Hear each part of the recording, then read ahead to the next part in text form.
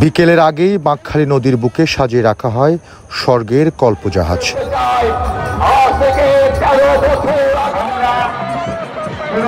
এই বিকেলে ধীরে ধীরে নদীর দুপারে জমায়েত বাড়ে বৌদ্ধ সম্প্রদায়ের অনুসারীদের।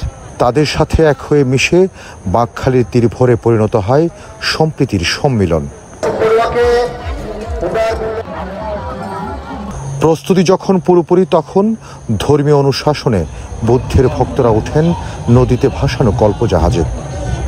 জাহাজ ভাসার সঙ্গে সঙ্গে উল্লাসে ফেটে পড়ে নদী তীর। কেউ গায় ধর্মীয় স্তবগান, কেউ বাজায় ঢোল করতাল। চারপাশে ভেসে আসে বুদ্ধং শরণং গচ্ছামি ধ্বনি।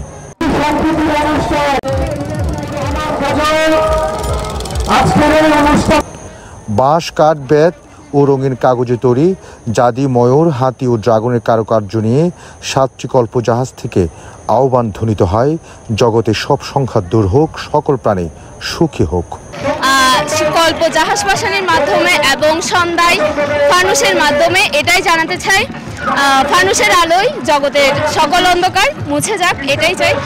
তো সবাই অনেক আনন্দ পাবে, আমরা এটা পালন করছি। তো সবার জন্য সুখ শান্তি কামনা হয়, এটাই প্রার্থনা করি আর কি।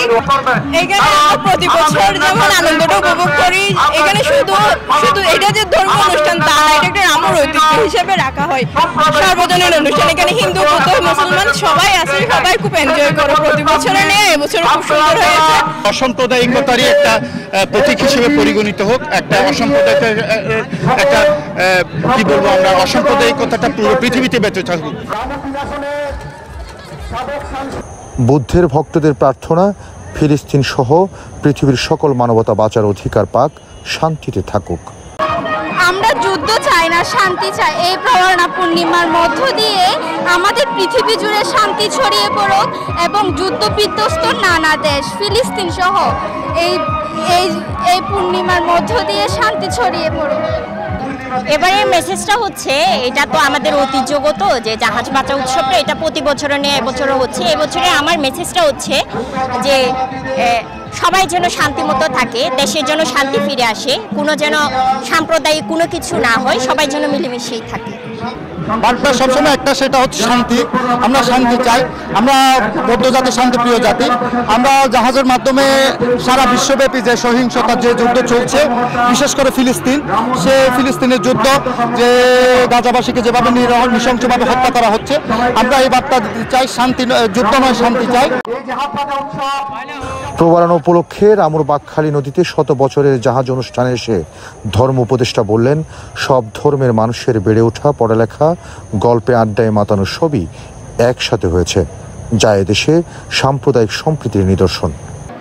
আসুন, আমাদের যে ঐতিহ্য, এই যে সম্প্রীতি, সৌহার্দ্যের যে ঐতিহ্য, এটা আমরা লালন করি, আগামী দিনেও এটা আমরা লালন করতে থাকব। আসলে সম্প্রীতিতেই শান্তি।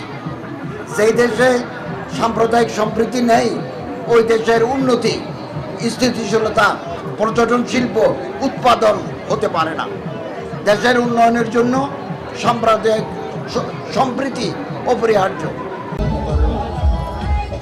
কল্পজাহাজ উৎসবের পর রামুর সন্ধ্যার আকাশে উড়ে শান্তির ফানুস।